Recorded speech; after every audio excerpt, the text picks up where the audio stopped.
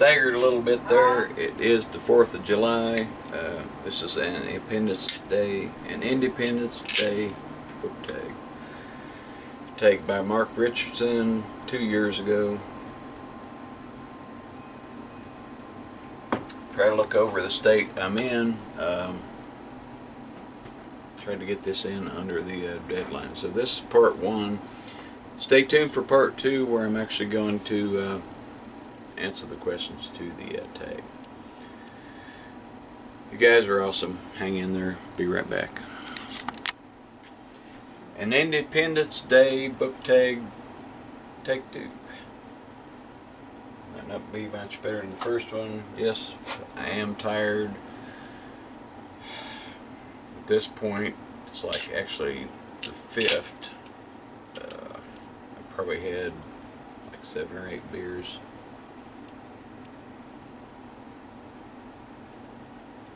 Cheers, my friends. I was tagged by Mark Richardson over at Richardson Reads 2 years ago, and I was looking through my list of tags, and I was like, I'm gonna do this. Don't matter what kind of shape I'm in. Sorry, you guys.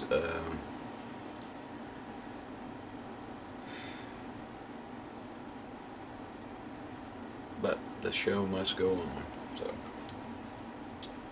it's actually kind of funny. Okay, here we go. This was an original tag by Steve Donoghue. You guys may have heard of him. Steve, you might get a kick out of this. I think everybody will, because I'm tired, and I wouldn't say I'm drunk, but you know, I've had some mead at this point. Alright, number 1. George Washington, the most overrated book you've ever read. That would be Grapes of Wrath by John Steinbeck.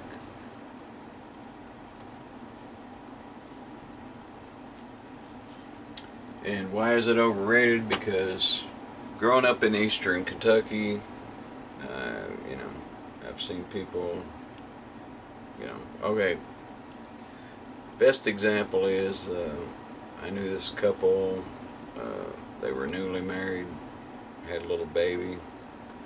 They had electricity, they had no running water, and to keep, you know, this was back before Infamil and whatever they, you know, give babies in lieu of milk. They had a pipe running out of the hill where there was a spring, and to keep the milk cold for the baby, they had the gallon of milk sitting in a tub of water, and they had cloth over it, and the water was trickling out of the hill, and by process of evaporation and whatnot, they kept that milk cold for their baby. I just slung a little beer there. I'm going on with this, because it's been 2 years. Man, my apologies, you guys, but you gotta do what you gotta do. Number 2, the most argumentative book you've ever read.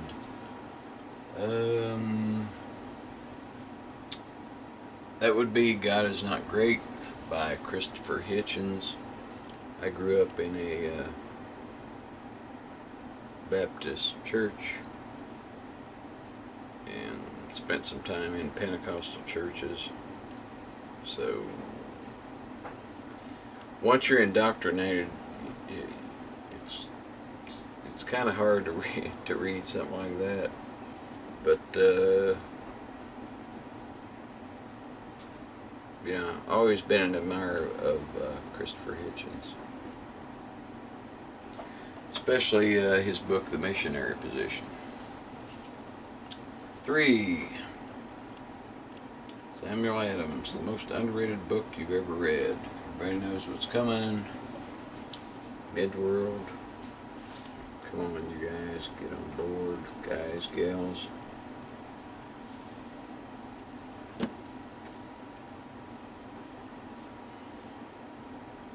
4. Abigail Adams, a secondary character who probably could have handled things as well as the main characters. Samwise Gamgee from Lord of the Rings. I mean, come on, he pretty much took care of things.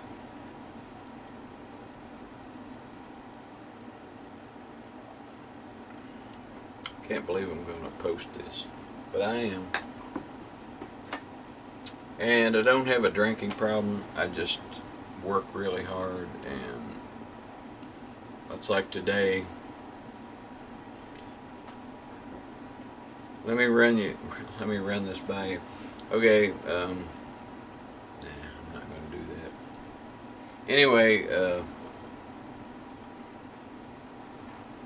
my brother-in-law broke his arm. We ran him out to the hospital. That was like, you know, everything from here is like 20 miles away, 30 miles away, 40 miles away. And then when I got back home, I had some stuff I had to do. Like I finished my baler for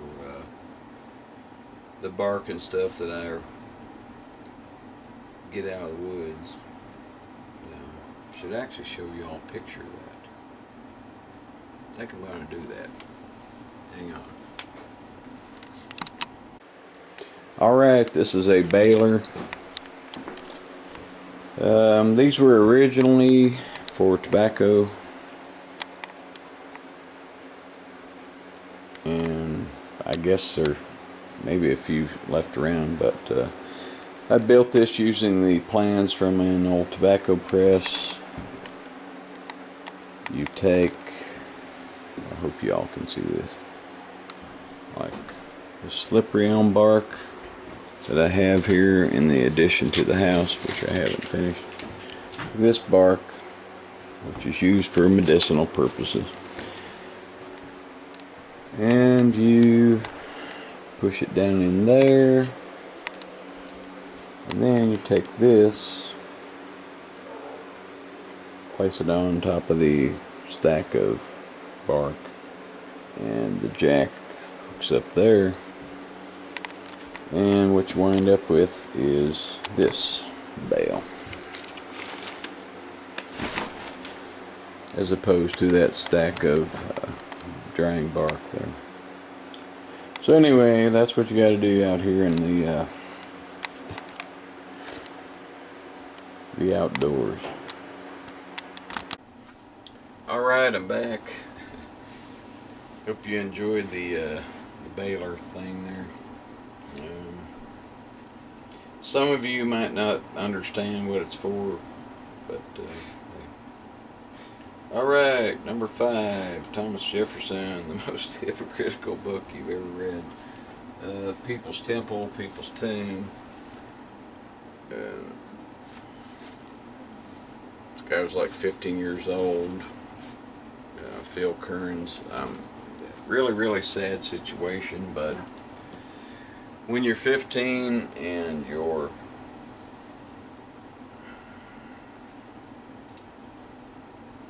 faced with, you know, some weird stuff, like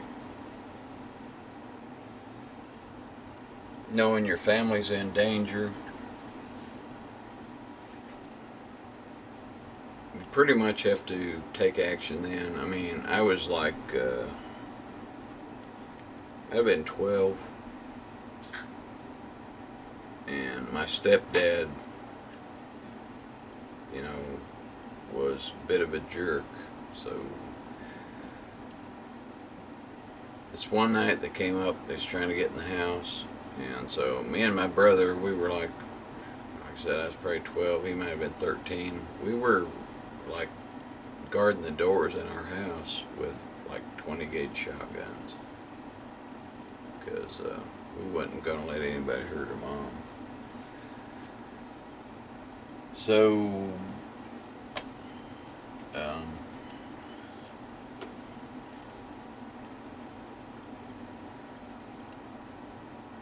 it's kind of hard to be judgmental and go, well, he should have done this, he should have done that, but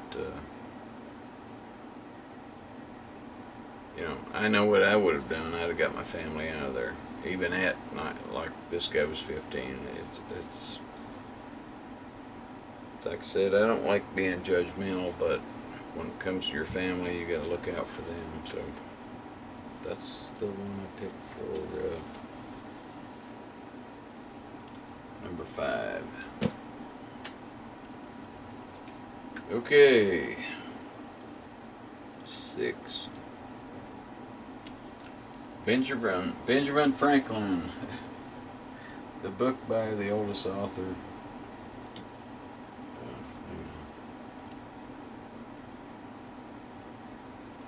You've read Lula Moore. I bought both of these books,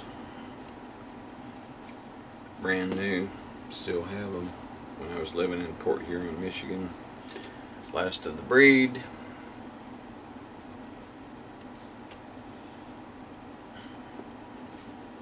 And The Haunted Mesa.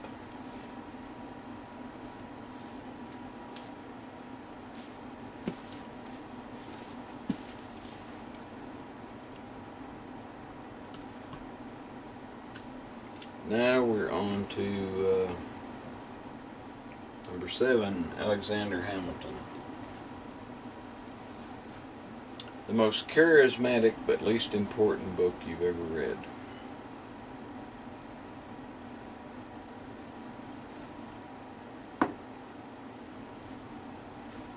That would be Snake by Ken Stabler. He was a quarterback for the Oakland Raiders, but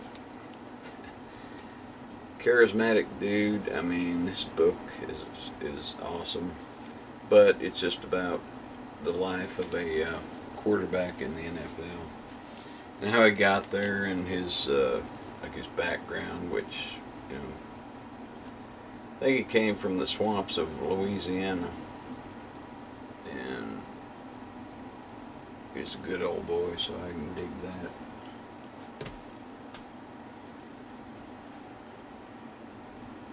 Paul Revere, a book that alerted you to something.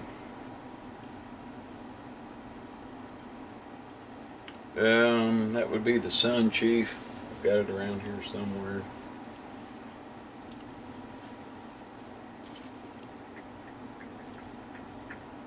Man, I'm so well organized. This is amazing. Oh, everybody's like, oh, poor child, he's drunk, he can't find anything. Trust me, I'm more tired than drunk. It's not that. Hang on, let me find this book. I found it. Sun Chief, the autobiography of a Hopi Indian.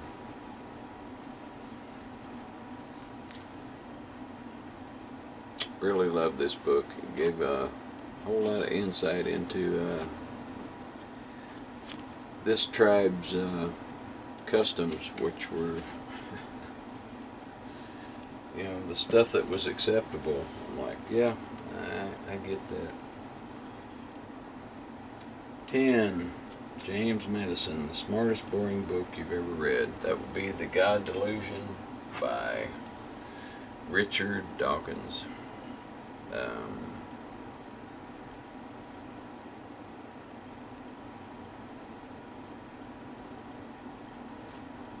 His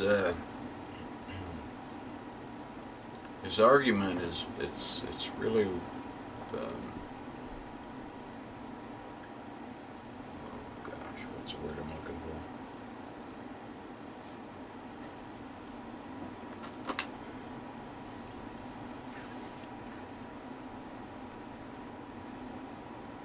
for? There's a lot of clarity and logic to it, but it just kind of drones on and on and on about, you know, how people are, you know, delusional when it comes to worshiping, you know, something they can't see, or, you know, what have you.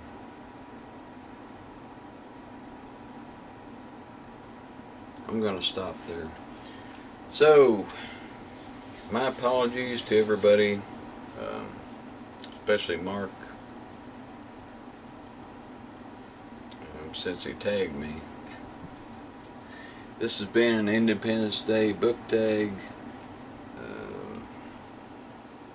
Like I said, I'm really tired, and I've had a few, but I'm going to post this anyway. You know, you guys will get to see this side of me. Probably go, oh, poor Todd, he's, you know, got some issues. No, Todd doesn't have any issues. Todd works really hard, so sometimes he can't post videos. When he does post videos, when he's had a few,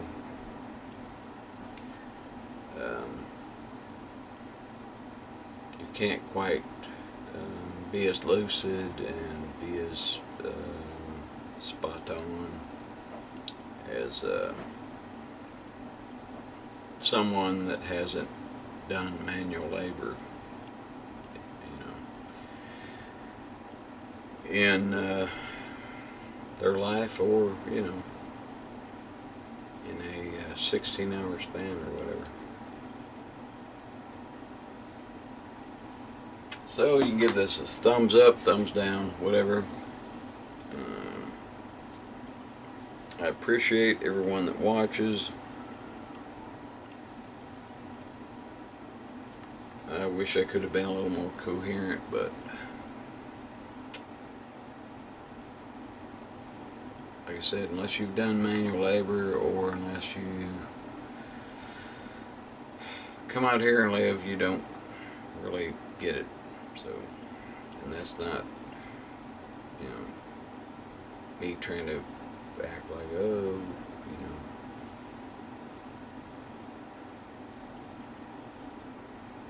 But it takes a different breed of person to, you know, live out here. So I'm gonna shut up. My apologies to y'all for freaking just drawing on and being, you know, Todd the drunk librarian. But like I said, I'm gonna post this. Oh, by the way, my wife found this. It was laying over the hill. I tried to rebuild this thing.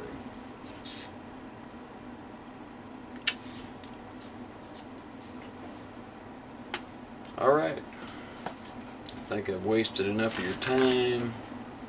You know, if you're still around, my thanks to you. Don't forget to give this one finger up, and come back for another video and see what kind of shape I'm in. Might be a little better off. Alright, it's Todd the Librarian signing off. Thanks for watching.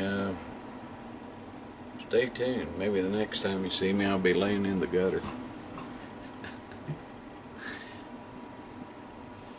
Bye.